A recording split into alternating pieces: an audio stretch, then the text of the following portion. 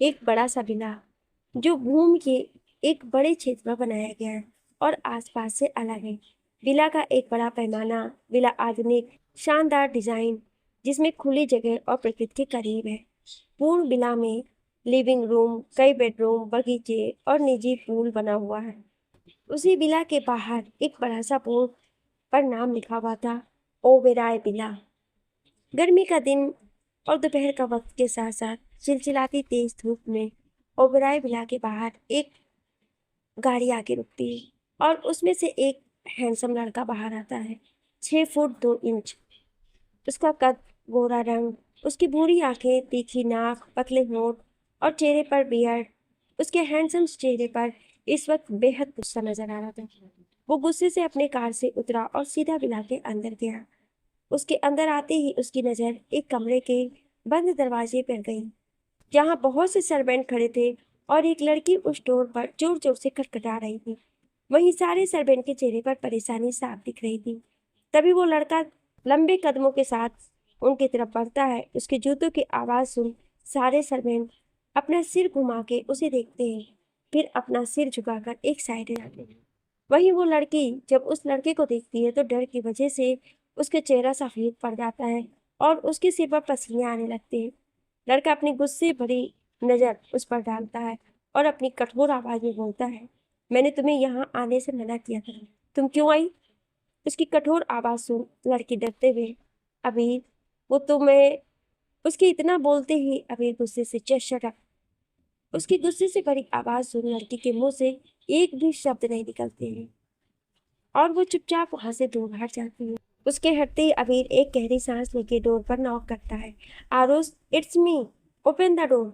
उसके इतना बोलने के कुछ पल बाद ही कमरे का दरवाजा खुलता है और एक 23 साल का लड़का बाहर आता है। उसकी आंखें लाल और उसके गाल पर आंसू के निशान थे, जिसे देख अबीर के दिल में दर्द होने लगता है।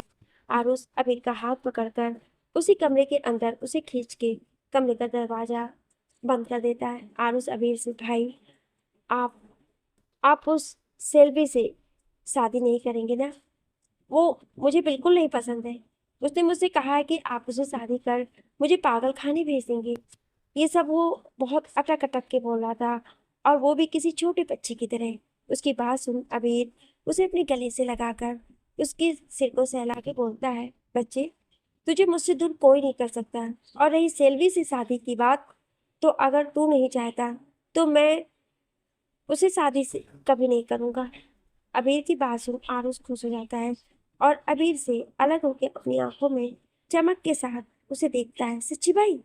उसकी बात सुनकर अबीर बस अपना सिर हिला देता है तो आरुष खुश हो जाता है। आरुष को ऐसे देख अबीर मुस्कुरा देता है और तभी उसकी नजर आरुष के गाल पर जाती है, जहां थप्पड़ मारने का निशान था। वो निशान देख उसकी आंखें शक जाती हैं। अबीर, तुझे किसी ने मारा है? आरुष मासूमियत से, वो, मैंने सेल्वी से कहा कि भाई तुमसे शादी नहीं करेंगे तो उसने मुझे मारा। आरुष की बात सुन अबीर का गुस्से से खून उबलने लगता है। वो एक मेड को आवाज देके अंदर बुलाता है और उसे आरुष का ध्यान रखने बोलकर कमरे से बाहर आता है। अबीर सीधा हॉल में आता है तो देखता है कि सेल्वी सोफे पर बैठी हुई थी। अबीर उसके पास जाके उसका हाथ पकड़कर खड़ा करके एक जोरदार थप्पड़ उसके गाल पर मार देता है। थप्पड़ इतने जोरदार का था कि सेल्वी संभल नहीं पाती और जमीन पर गिर जाती है। सेल्वी अपने गाल पर हाथ रख आंखों में आंसू के साथ अबीर को देखने लगती है। अबीर गुस्से से, दोबारा अगर मेरे भाई पर उंगली भी उठाई तो जान से मार दूंगा। उसकी बात सुन सेल्वी रोते हुए, अबीर, आई लव यू। अबीर गुस्से से, अगर तुम मुझसे प्यार करती हो तो मेरे भाई के साथ ऐसा कभी नहीं करती। उसकी बात सुनकर सेल्वी खड़ी होके, अबीर, वो मुझे तुमसे दूर कर रहा है और मैं तुमसे दूर नहीं होना चाहती थी, इसलिए मैं उसे समझाने आई थी। उसकी बात सुन अबीर गुस्से से, तो इस तरह से समझाते हैं? उस पर हाथ उठा के? इतना बोलो गहरी सांस लेके, तुम जानती हो वो नॉर्मल नहीं है, उसका बच्चों जैसा दिमाग है। मैंने कहा था कि थोड़ा वक्त दो उसे, पर तुमने मेरी बात नहीं मानी और उसे समझाने यहाँ आ गई। सेल्वी गुस्से से, तुम समझ नहीं रहे हो अबीर, वो पागल है। उसके इतना बोलते ही अबीर उसका गला पकड़ लेता है। अबीर के गला पकड़ने की वजह से सिल्वी की सांसें उखड़ने लगी। वो अपने दोनों हाथ से अपने गले से अबीर के हाथ हटाने की कोशिश करने लगती है, पर अबीर उसे नहीं छोड़ता है। तभी एक जोरदार आवाज आती है, अबीर। अबीर अपना नाम सुन दरवाजे की तरफ देखता है तो वहां पर एक लड़का और एक लड़की खड़े थे। वो लड़का भाग के अबीर के पास आता है और अबीर के हाथ से सेल्वी को छुड़ाता है। सेल्वी नीचे बैठ के जोर जोर से खांसने लगती है। अबीर अभी गुस्से से उसे देख रहा था। वहीं वो लड़की सेल्वी के पास जाके उसे संभालने लगती है तो सेल्वी गुस्से से उसका हाथ झटक देती है। लड़का अबीर से, तू ये क्या कर रहा था? वो तेरी बचपन की दोस्त है। अबीर उसे देख, बचपन की दोस्त है इसलिए जिंदा है। अगर इसकी जगह कोई और होता तो अब तक मेरे सामने जिंदा नहीं होता।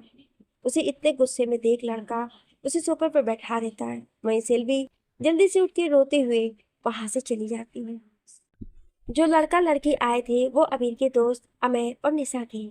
अमेय और निशा की सगाई हो चुकी थी और दोनों ही अबीर के बहुत अच्छे दोस्त थे। सेल्वी भी उन्हीं की दोस्त थी। चारों बचपन से साथ में बड़े हुए हैं।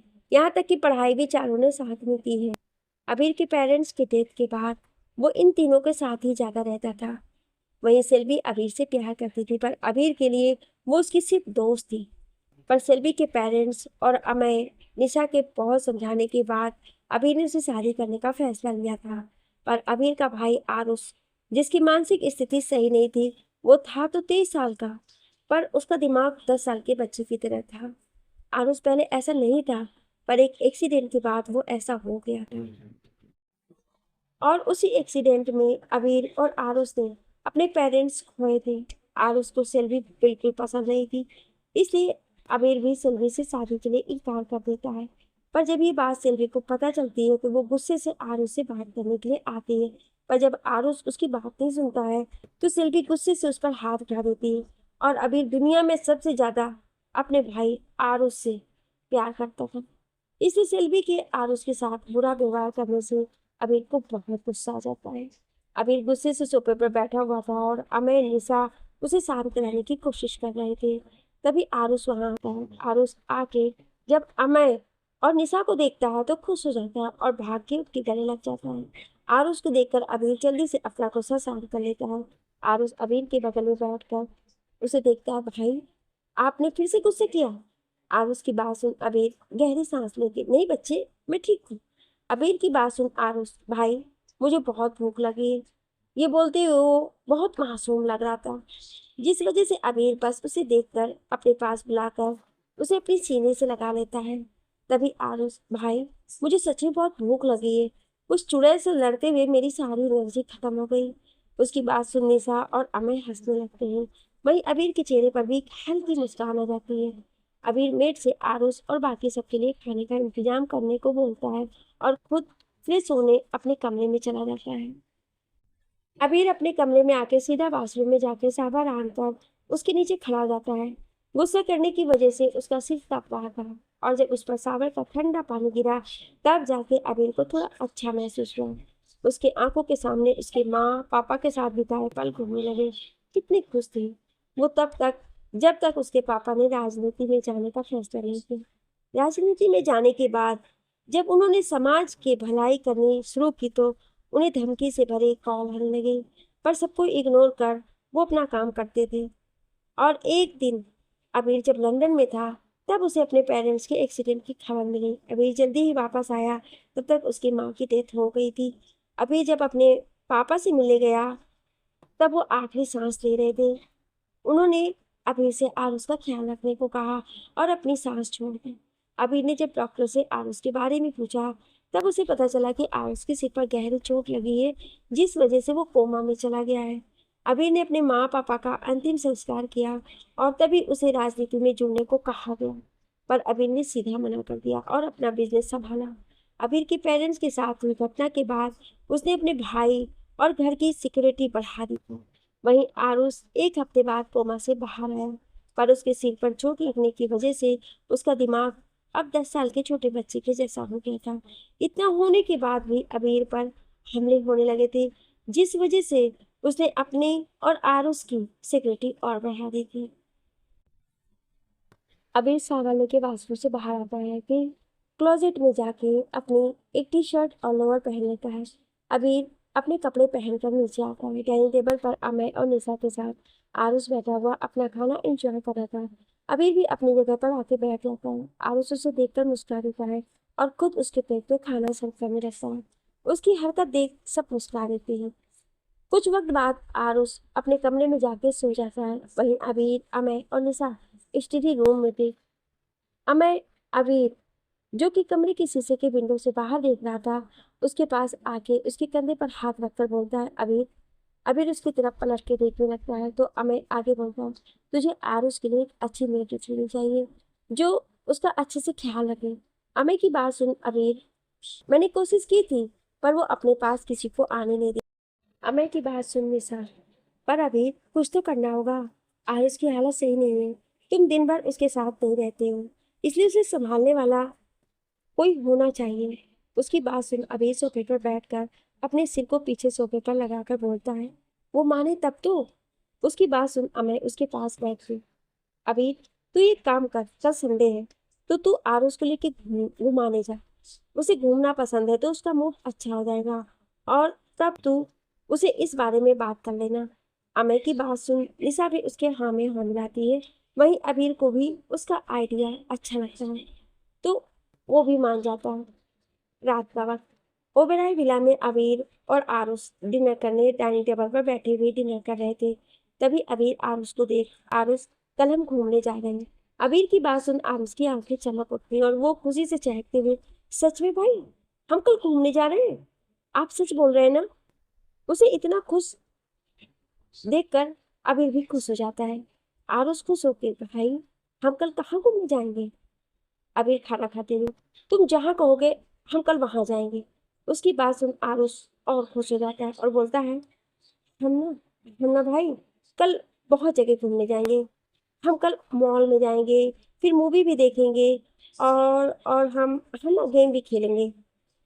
उसे घूमने जाने के लिए इतना एक्साइटेड देख अबीर मुस्कुरा देता है। डिनर के बाद अबीर आरुष को सुलाने उसके कमरे में लेकर जाता है। आरुष बिस्तर पर लेटा हुआ अबीर को कल हम क्या करेंगे बता रहा था और अबीर उसकी बातें बड़ी ध्यान से सुन भी रहा था। अबीर धीरे धीरे आरुष के सिर को सहला रहा था ताकि वो जल्दी से सो जाए। कुछ देर बाद ऐसे ही बड़बड़ाते हुए आरुष सो जाता है। आरुष के सोते ही अबीर अपनी जगह से उठने लगता है, पर तभी वो रुक कर पलट के देखता है तो आरुष ने नींद में उसका हाथ पकड़ा हुआ था। अबीर अपना हाथ आरुष से छूने के लिए अपना दूसरा हाथ बढ़ा देता है, पर फिर कुछ सोच के रुक कर वापस बेड पर आके आरुष के साइड में लेट जाता है और कुछ देर बाद वो भी सो जाता है। अगली सुबह आरुष की नींद खुलती है तो वो अपने पास अबीर को सोया हुआ पाता है। आरुष जल्दी से उठ के बैठकर अबीर, जो कि पेट के बल लेटा हुआ था, उसे उठाने लगता है। आरुष के उठाते ही अबीर हड़बड़ा के उठ के बैठ जाता है। अबीर हड़बड़ा के, क्या क्या हुआ बच्चे? आरुष, भाई जल्दी उठिए, हमें घूमने जाना है। इतना बोल वो बेड पर कूदने लगता है। वहीं अबीर आरुष की एक्साइटमेंट देख हैरान था। अबीर आरुष को बेड से नीचे उतार बोलता है, बच्चे अभी सुबह के 6 बज रहे हैं। आरुष मास्टर, हाँ तो हम जल्दी जाते हैं तो ज्यादा देर घूमने को मिलेगा। अबीर अपने बाल खुजाते हुए, ठीक है तुम तैयार हो जाओ, मैं भी तैयार होने जाता हूँ। इतना बोल अबीर कमरे से बाहर निकल जाता है। वहीं आरुष कबर्ड से अपने कपड़े लेकर बाथरूम में चला जाता है। आरुष तैयार होकर हॉल में आता है। जब उसे अभी नहीं दिखता है तो वो उसके कमरे की तरफ बढ़ जाता है। आरुष अबीर के कमरे में आके देखता है तो अबीर फिर से अपनी टी शर्ट निकालकर पेट के बल सो रहा था। उसे सोता देख आरुष जल्दी से उसके पास जाके उसके पीठ पर बैठ जाता है। आरुष के इस हरकत से अबीर की नींद उड़ जाती है। आरुष अबीर के पीठ पर कूदते हुए, भाई आप वापस से सो गए, उठो उठो। अबीर, उठूंगा तो तब ना, बेटा तुम मेरी पीठ से तो उतरोगे। अबीर की बात सुन आरुष उसकी पीठ से उतर जाता है।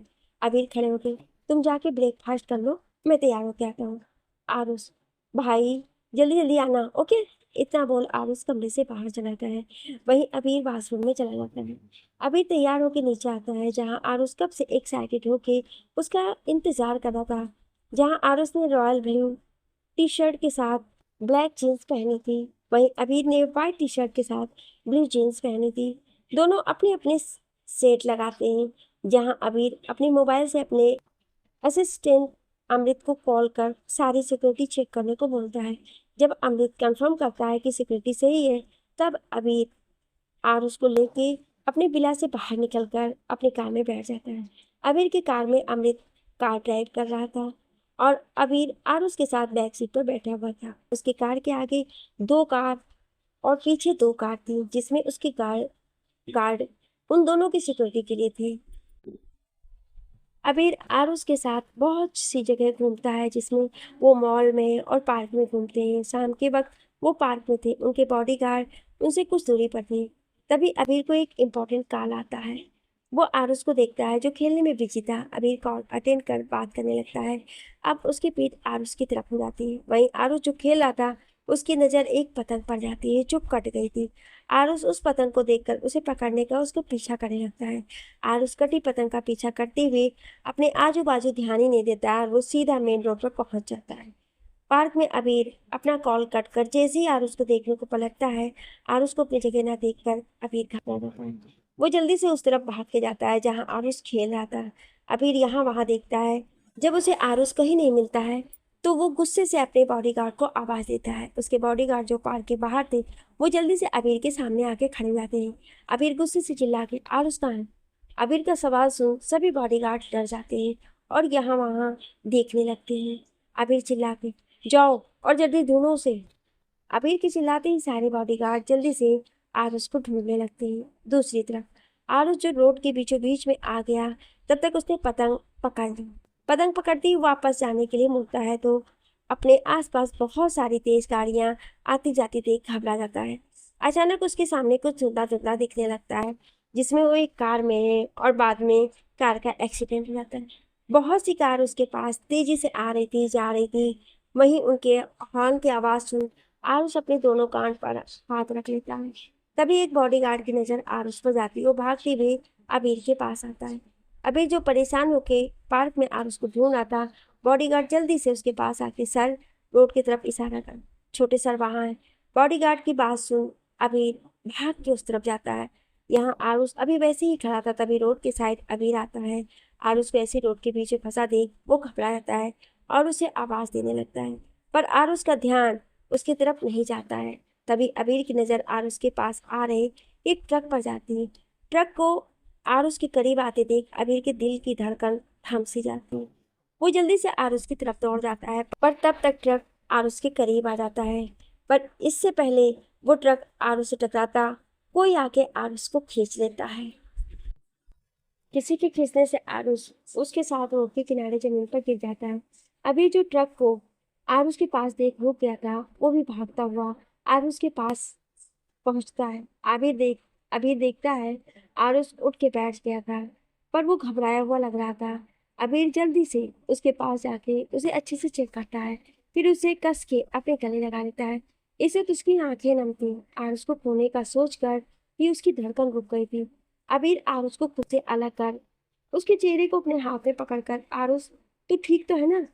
अबीर के सवाल पर आरुष एक नजर उसे देखता है, फिर वहां रोड के किनारे गिरी लड़की को जिसने उसे बचाया था। अबीर आरुष की नजरों का पीछा कर अपने पीछे पलट कर देखता है तो उन्हें कुछ दूरी पर एक लड़की गिरी थी। अबीर उठ के उस लड़की के पास जाता है, पर लड़की के बाल उसके चेहरे पर बिखरे हुए थे, जिस वजह से अबीर उसका चेहरा नहीं देख पा रहा था। वहीं आरुष भी उसके पीछे आता है और बिना कुछ सोचे समझे झुककर लड़की को उसके कंधे से पकड़कर पलट देता है। आरुष के लड़की को पलटते ही अबीर शॉक हो जाता है। आरुष ध्यान से लड़की को देखता है। उसके सिर पर हल्की चोट लगी थी, जिससे खून निकल रहा था और वो बेहोश थी। गोरा रंग, घनी पलकें, गुलाबी होठ, तीखी नाक, लड़की थी तो खूबसूरत। वहीं आरुष अपना हाथ बढ़ा लड़की के फूले हुए गाल को अपनी एक उंगली से पोक करता है। उसकी हरकत देख अबीर हैरान था, पर वो लड़की को देख शौक भी था। अबीर आरुष को बॉडीगार्ड के साथ चलने को बोल खुद आगे बढ़ के लड़की को अपनी गोद में उठा लेता है। अबीर लड़की और आरुष को लेके अपनी कार के पास आता है। उसका एक बॉडीगार्ड आके जल्दी कार का डोर ओपन करता है। अबीर लड़की को बैक सीट पर बैठा कर डोर बंद कर दूसरी साइड से आरुष को बैठा देता है, फिर खुद ड्राइवर के साथ वाली सीट पर आके बैठ जाता है और ड्राइवर से कार हॉस्पिटल लेने को बोल देता है। और उस जो लड़की के साथ पीछे बैठा हुआ था, वो बस उस लड़की को ही देख रहा था और बार बार उसके फूले हुए गाल को अपनी उंगली से पोक कर रहा था। अबीर जो उसकी हरकत रिव्यू मिरर से देख रहा था, उसे समझ नहीं आ रहा था कि आरुष करना क्या चाहता है।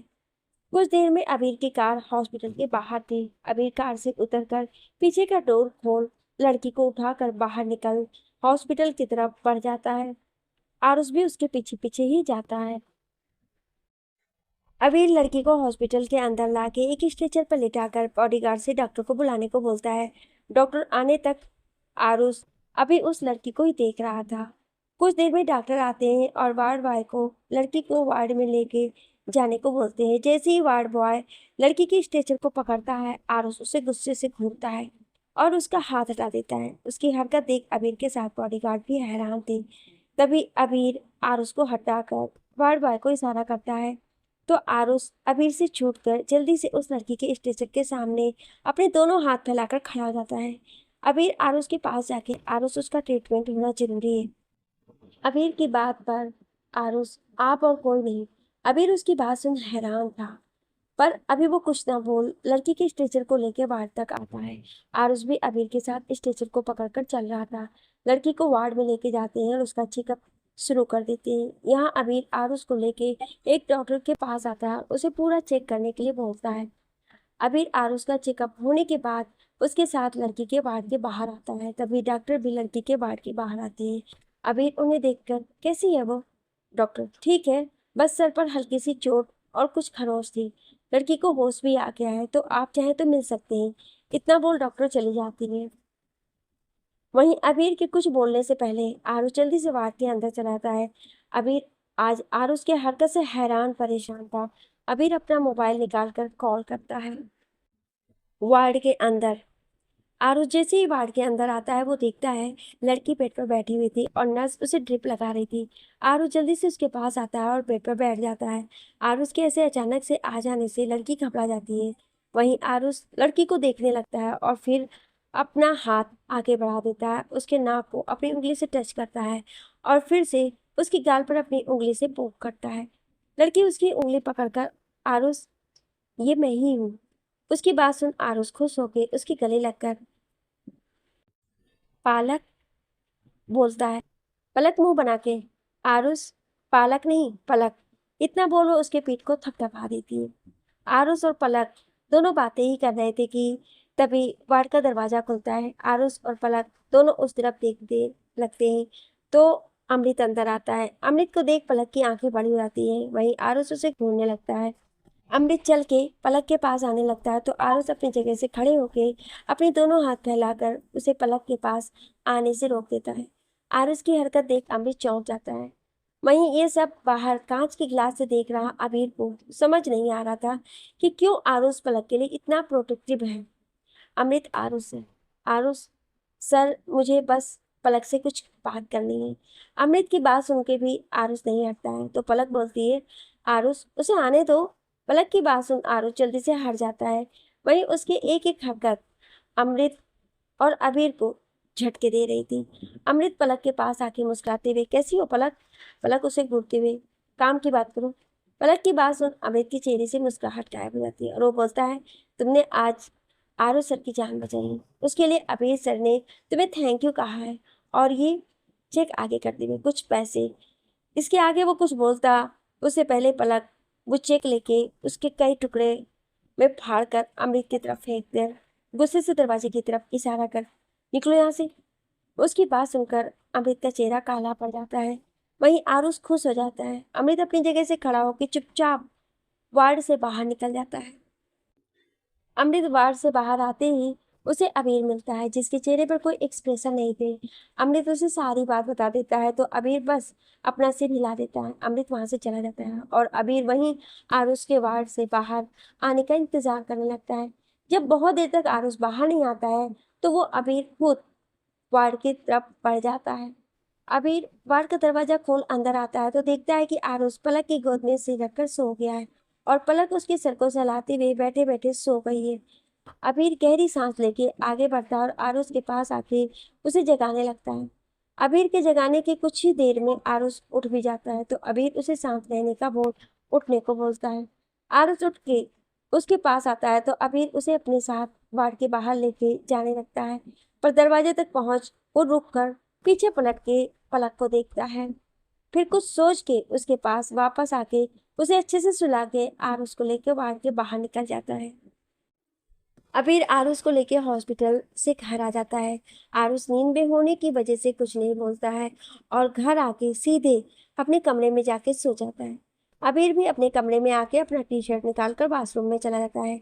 अबीर शावर ऑन कर अपनी आंखें बंद कर उसके नीचे खड़ा हो जाता है। उसकी आंखें बंद थी, तभी उसे पलक का चेहरा दिखता है, जो रोते हुए उसके सामने हाथ जोड़कर बोल रही थी, सर, मेरी माँ ने कुछ नहीं किया है। अबीर झटके से अपनी आंखें खोल देता। अबीर जल्दी से बाथरोब पहनकर बाथरूम से बाहर आता है। अबीर कमरे में आके अपना मोबाइल ढूंढ अमृत को कॉल करता है और उससे कुछ बता के कॉल कट कर देता है। अबीर सिर्फ लोअर पहन विंडो के पास खड़े होके सिगरेट पीने लगता है। वैसे तो वो जल्दी से स्मोकिंग नहीं करता था, पर जब उसे ज्यादा स्ट्रेस हो जाता है तो नर्वसनेस, तब वो सिगरेट पीता था। कुछ देर बाद वो आके बेड पर लेट जाता है। उससे रात को बिना टी शर्ट के सोने की आदत थी, तो उसे नींद अपनी आगोश में ले लेती। सुबह का वक्त, अबीर की आंखें किसी के दरवाजा खटखटाने से खुलती है। अबीर जल्दी से उठ के टी शर्ट पहनकर दरवाजा खोलता है। दरवाजा खोलता है तो उसके सामने एक सर्वेंट डरा हुआ खड़ा था। अबीर उसे देखकर, क्या हुआ? सर्वेंट डरते हुए, सर, वो छोटे सर। उस सर्वेंट की बात पूरी होने से पहले अबीर के कानों में आरुष की चिल्लाने की आवाज आती है। अबीर जल्दी से आरुष के कमरे की तरफ भागता है। अबीर आरुष के कमरे में आके वहां का नजारा देख शॉक हो जाता है। आरुष का पूरा कमरा बिखरा हुआ था, सारा सामान यहाँ वहां फेंका हुआ था, जिसमें से आधा सामान टूट गया था। अबीर देखता है आरुष अभी सामान फेंक रहा है, तो वो जल्दी से उसकी तरफ बढ़ जाता है और उसे रोकने लगता है। अबीर आरुष का हाथ पकड़ उसे रोके हुए, आरुष, क्या हुआ? आरुष अबीर को देख रोते हुए, भाई, आप मुझे घर क्यों लेके आए? मुझे पालक के पास जाना है। उसकी बात सुन अबीर उसे शांत कराते हुए, आरुष, रिलैक्स, हम अभी चलेंगे उससे मिलने, ये सब मत करो, ओके, रिलैक्स। अबीर की बात सुन आरुष अपने आंसू पोंछते हुए, आप सच बोल रहे हो ना भाई? अबीर, हाँ, तुम तैयार हो जाओ, हम हॉस्पिटल जाएंगे। अबीर की बात सुन आरुष खुश होकर जल्दी से वॉशरूम में चला जाता है। वहीं अबीर सर्वेंट को कमरा साफ करने को बोल अपने कमरे में आता है। अबीर अपने कमरे में आके वॉशरूम में चला जाता है। अबीर तैयार होकर नीचे आता है तो देखता है आरुष तैयार होकर हॉल के चक्कर काट रहा था। अबीर को आता देख आरुष जल्दी से उसके पास जाके, चलिए भाई, ये जल्दी चलिए। अबीर उसे रोकते हुए, बच्चे, पहले ब्रेकफास्ट तो कर लो। आरुष मना करते हुए, नहीं, मुझे नहीं करना है, मुझे बस पालक से मिलना है, नहीं तो वो फिर से गायब हो जाएगी। आरुष की बात सुन अबीर थोड़ा सख्ती से, आरुष, जब तक तुम ब्रेकफास्ट नहीं करते हम कहीं नहीं जाएंगे। अबीर को गुस्से होता देख आरुष चुपचाप डाइनिंग टेबल पर बैठ के ब्रेकफास्ट करने लगता है। उसके साथ अबीर भी बैठ जाता है। ब्रेकफास्ट के बाद दोनों हॉस्पिटल के लिए निकल जाते हैं। हॉस्पिटल, अबीर का ड्राइवर कार रोकता है तो सबसे पहले अबीर के बॉडीगार्ड बाहर उतर के चारों तरफ देख के सिक्योरिटी चेक करते हैं। उसके बाद अबीर के लिए कार का डोर खोलते हैं। अबीर उतर के आरुष को उतार अपने साथ हॉस्पिटल के अंदर लेके जाता है। अंदर आते हुए उन दोनों को उनके बॉडीगार्ड ने कवर कर रखा हुआ था। कुछ कदम चलने के बाद दोनों पलक के वार्ड के पास पहुंचते हैं। आरुष झट से वार्ड का दरवाजा खोल अंदर चला जाता है। वहीं अबीर बाहर ही खड़ा रहता है। आरुष जल्दी से वार्ड से बाहर आके, भाई, वो नहीं है। आरुष की बात सुन अबीर चौंकी, नहीं है मतलब? आरुष परेशान होते हुए, भाई, पालक अंदर नहीं है, वो चली गई, मैंने बोला था आपसे ब्रेकफास्ट नहीं करते, पर आप नहीं माने। ये सब बोलते हुए आरुष पैनिक करने लगता है। अबीर जल्दी से उसके पास जाके, आरुष, रिलैक्स, मैं हूं ना, मैं ढूंढ के लाता हूँ। आरुष रोते हुए, नहीं भाई, वो चली गई, उसने कहा था वो जाने वाली है। भाई, आप कुछ भी करो पर पालक को लेकर आओ। आरुष को इतना पैनिक होता देख अबीर परेशान हो जाता है। वो आरुष को गले लगाकर शांत करने लगता है। तभी अमृत भागते हुए आता है। अबीर उसे देख, क्या हुआ? अमृत भागते हुए, सर, वो चली गई है, वो हॉस्पिटल में क्या इस शहर में भी कहीं नहीं है, हम रात से उसे ढूंढ रहे हैं, उसने वो चेक वापस फाड़ दिया। ये सब बोल वो गहरी गहरी सांसें लेने लगता है। वहीं उसकी बातें सुन अबीर को गुस्सा आने लगता है। अबीर गुस्से से, वो रात को ही चली गई थी तो बताया क्यों नहीं? अबीर के गुस्से वाली आवाज सुन अमृत घबराती हुए, सर, हमें भी सुबह ही पता चला है, इतना बोल वो चुप हो जाता है। वहीं उन दोनों की बातें सुन रहा आरुष गुस्से से चिल्लाते हुए, ये क्या भाई, आपने पालक को रोका क्यों नहीं? उसके बाद छोटे बच्चे के जैसे अपना हाथ हिला, पैर पटक के, मुझे पालक चाहिए, चाहिए, चाहिए। उसे ऐसे देख अबीर, आरुष, मैं उसे ढूंढ के लाता हूँ, प्लीज रिलैक्स। अबीर को डर लग रहा था कि ज्यादा पैनिक होने की वजह से आरुष की तबीयत ना खराब हो जाए। अबीर अमृत को पलक को ढूंढने को भेज देता है और खुद आरुष को लेके घर आ जाता है। ओबराय विला में आरुष ने पूरा विला अपने सिर पर उठा रखा था। उसकी एक ही रट थी, उसे पलक चाहिए। अबीर ने उसे डांट के भी देख लिया पर कुछ नहीं हुआ और अब आरुष को पैनिक अटैक आ गया। आरुष की हालत देख अबीर बहुत परेशान हो गया था। तभी डॉक्टर वर्मा आते हैं जो आरुष के डॉक्टर हैं। वो जल्दी से आरुष को चेक कर इंजेक्शन लगा देते हैं। फिर अबीर के पास आके, इनकी कंडीशन ठीक नहीं लग रही है, अगर ये 24 घंटे में नॉर्मल नहीं हुए तो इन्हें हॉस्पिटलाइज करना पड़ेगा। इतना बोल डॉक्टर वर्मा चले जाते हैं। वहीं उनकी बात सुन अबीर की तो जैसे दुनिया हिल गई। वो आरुष को देखता है जो बेहोश बेड पर पड़ा था। अबीर उसके पास जाके उसका हाथ पकड़कर, मैं तुझसे वादा करता हूँ आरुष, 24 घंटे के अंदर मैं पलक को तुम्हारे पास लेकर आऊंगा। इतना बोल वो आरुष के माथे को चूम सर्वेंट और मेड को आरुष का ख्याल रखने को बोलकर कमरे से बाहर हो जाता है। अबीर जैसे ही हॉल में आता है, सामने के दरवाजे से अमय और निशा अंदर आते हैं। अमय अबीर के पास आके, आरुष कैसा है? अबीर, अमय, मैं बाहर जा रहा हूँ, जब तक मैं वापस नहीं आता आरुष का ख्याल रखना। इतना बोल वो जाने लगता है तो निशा बोलती है, अबीर तुम कहाँ जा रहे हो? उसका सवाल सुन अबीर अपनी जगह रुक जाता है, पर बिना पलटे, अपने भाई की दवा लाने जा रहा हूँ, इतना बोल वो चला जाता है। वहीं अमय और निशा आरुष के कमरे में आके उसके पास बैठ जाते हैं। अबीर अपनी कार में बैठकर निकल जाता है। उसके साथ उसके बॉडीगार्ड भी थे। अबीर जल्दी से अमृत के भेजे हुए एड्रेस पर पहुंचता है, जहाँ पहले से अमृत उसका इंतजार कर रहा था। अबीर की कार देख अमृत जल्दी से उसके पास आता है। वहीं अबीर कार से उतर के अपने सामने एक छोटा सा घर देखता है। अमृत थोड़ा डरते हुए, सर वो यहाँ नहीं है। अमृत की बात सुन अबीर गुस्से से चिल्ला कि यहाँ नहीं है तो कहाँ है? अबीर के गुस्से से भरी आवाज सुन अमृत डर जाता है और अपने माथे का पसीना पोंछ बोलता है, सर वो दरअसल उनकी माँ की डेथ के बाद उनका कोई नहीं था, तो उनकी एक मामी आके पलक को लेके गई। और इतना बोल वो रुक जाता है। वहीं उसे रुका देख अबीर का गुस्सा और बढ़ने लगता है, जिसे देख अमृत डरते हुए, सर उसकी मामी उसकी शादी जबरदस्ती एक लड़के के साथ करा रही है, आज रात को शादी है। अमृत की बात सुन अबीर का चेहरा कठोर हो गया और वो अपने दांत भींचते हुए बोला, कहाँ है शादी? अमृत डरते हुए उसे एड्रेस बता देता है, जिसके बाद अमृत अपनी कार में बैठ जाता है और उसे बैठा हुआ देख उसके बॉडीगार्ड भी अपनी कार में बैठ जाता है। उनकी गाड़ियों का काफिला आगे बढ़ जाता है। वहीं शाम का वक्त था, सूरज डूब गया था और अंधेरा होने वाला था और सड़क पर अबीर की गाड़ियों का काफिला दौड़ रहा था। लगभग 3 घंटे ड्राइव करने के बाद अबीर की कार एक गांव में एंटर होती है। उसी गांव में एक शादी का मंडप, जहां शादी हो रही है। दूल्हा मंडप में बैठा हुआ दुल्हन का इंतजार कर रहा था। तभी पलक को मंडप में लाके बैठाया गया।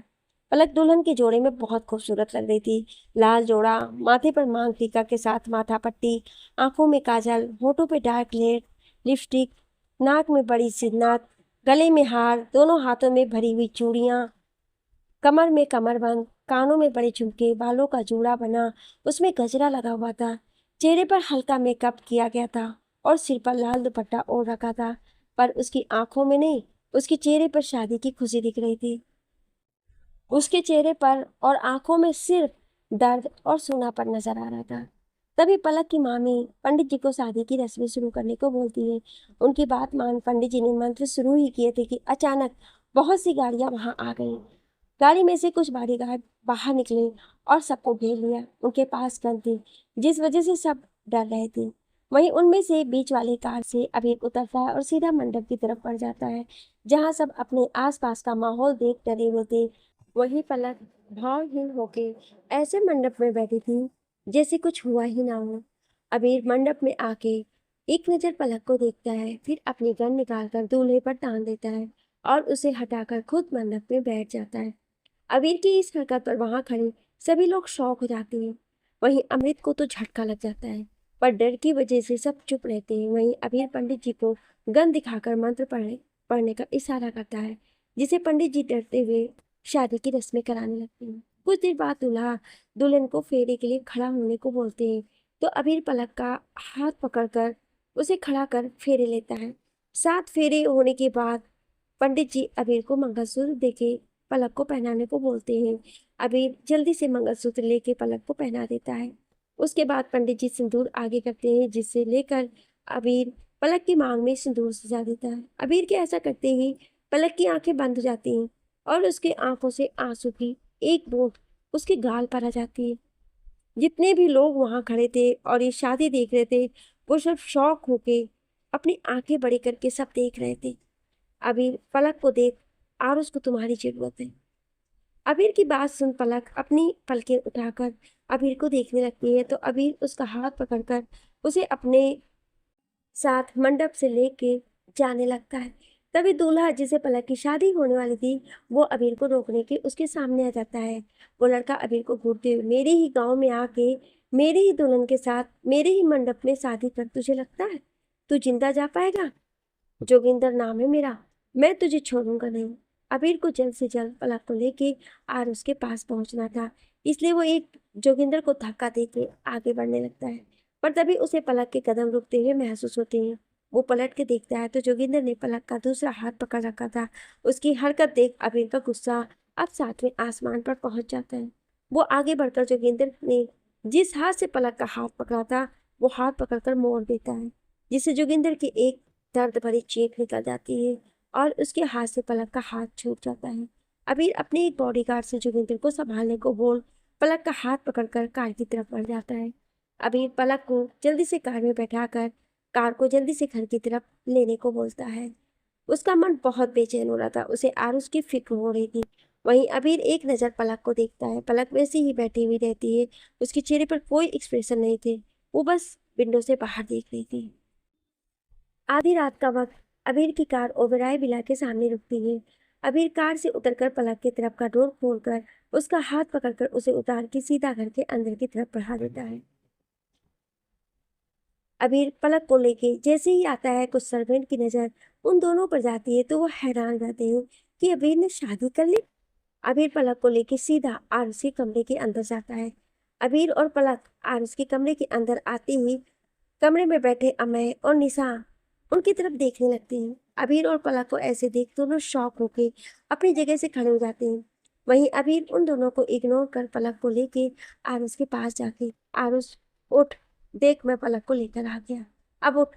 अबीर बहुत कोशिश करता है पर आरुष नहीं उठता है। तभी पलक जो पूरे वाक्य के दौरान भावहीन थी, आरुष को ऐसे देख उसकी आंखें नम हो जाती हैं। वो आगे बढ़कर अबीर को हटाकर खुद आरुष का हाथ पकड़ वहीं बैठ जाती है और रोते हुए, आरुष मैं आ गई हूँ, देखो प्लीज उठ जाओ, ये बोलते हुए उसकी आवाज कांप रही थी। वहीं अबीर दूसरी तरफ से आके आरुष का हाथ पकड़ लेता है।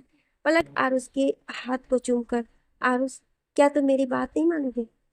अगर तुम नहीं उठे तो मैं वापस चली जाऊंगी। इतना बोल वो गाना गाने लगती है, ये दोस्ती हम नहीं तोड़ेंगे, तोड़ेंगे दम मगर तेरा साथ नहीं छोड़ेंगे। इतना गाते ही उसका गला बढ़ जाता है और वो आरुष का हाथ अपने सीने पर लगाकर रोने लगती है। अबीर के साथ अमय और निशा की आंखें भी नम हो जाती हैं। तभी अबीर को आरुष के हाथों में हलचल महसूस होती है।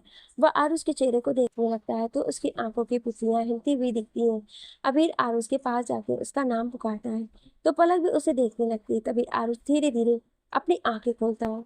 उसकी आंखें खुलते ही उसके सामने सबसे पहले पलक का चेहरा होता है, जिसे देख आरुष धीमे से, पलक तू आ गई?